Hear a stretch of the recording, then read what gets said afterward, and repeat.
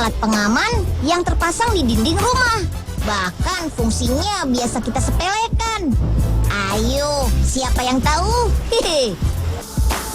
Yap, ini dia, switcher atau biasa kita sebut saklar listrik. Saklar merupakan sebuah perangkat elektronik untuk memutuskan jaringan listrik atau menghubungkannya ke perangkat elektronik seperti lampu dan lain-lain. Ya, sederhananya fungsi saklar bisa dibilang untuk menghidupkan dan mematikan lampu deh.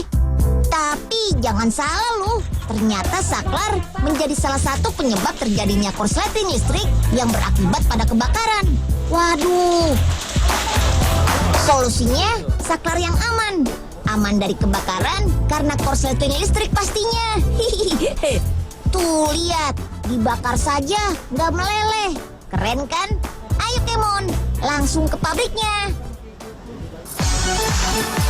Tenang saja, kali ini Unyil ajak ke PT Panasonic Global Eco Solution Manufacturing, salah satu pabrik saklar terbesar di Indonesia nih. Let's go!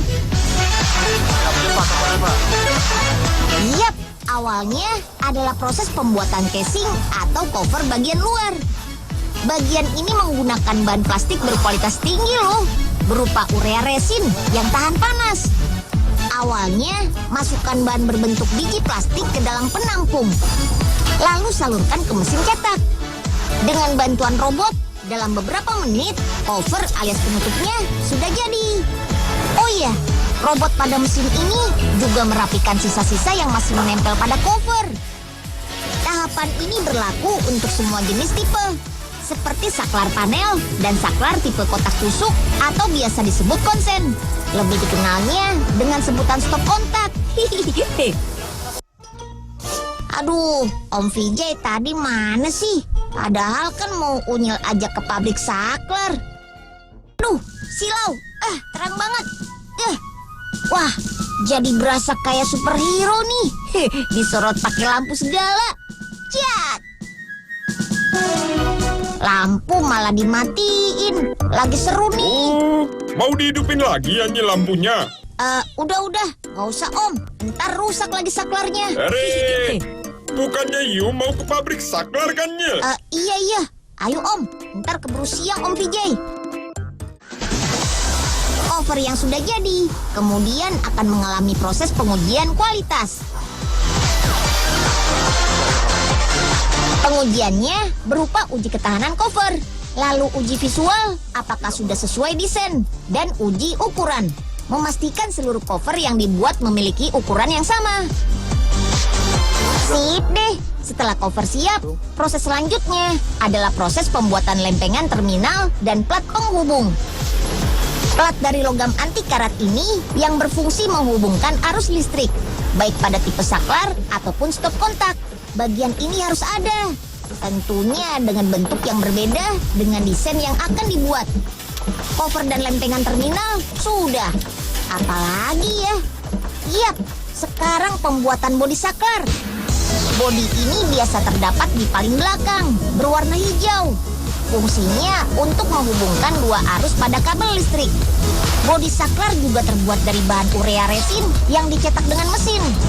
Bedanya, setelah pencetakan, bodi yang sudah jadi langsung masuk proses pembersihan dan penghalusan permukaan tahap awal. Tuh lihat, hasilnya seperti ini. Permukaannya keras dan mengkilap.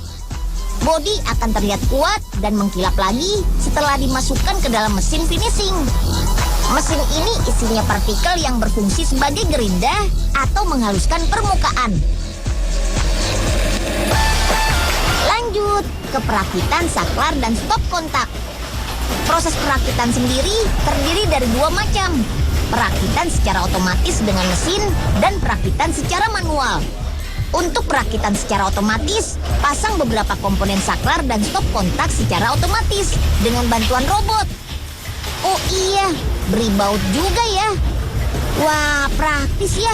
Tidak ada sentuhan tangan manusia.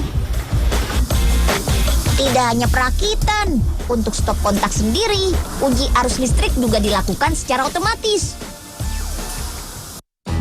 Lah, are, aca. Mana Unyil ini? Uncle VJ ditinggal sendirian di sini ya? Om VJ, Unyil datang. Nah, mumpung lagi di pabrik saklar nih Om. Jarang-jarang kan kita bisa masuk kemari. Kita selfie dulu yuk Om. Agak kesinian Om. Sip. Cheese. Siap deh Om VJ. Cheese. Lagi. Tuan VJ ketagihan sekali nih selfie ini. Dianya malah ketagihan. Udah cukup Om. Kita lagi putar aja yuk. Come on. Oke, untuk perakitan secara manual, para teknisi yang merakit beberapa bagiannya. Mulai dari bagian lempeng logam, bodi, hingga pengetesan saklar pun kita tes satu persatu. Untuk memastikan saklar berfungsi dengan baik. Dan pasti berbunyi klik, klik. Saklar dan stop kontak yang sudah jadi, kemudian masuk pengemasan. Bisa dalam kondisi perkomponen terpisah, ada juga dalam bentuk saklar jadi.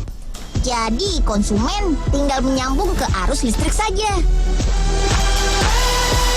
Stop kontak dan saklar buatan pabrik yang berlokasi di Cilengsi dan Cikarang ini tidak hanya dipasarkan di dalam negeri saja loh, tapi juga diekspor ke beberapa negara di Asia dan Eropa.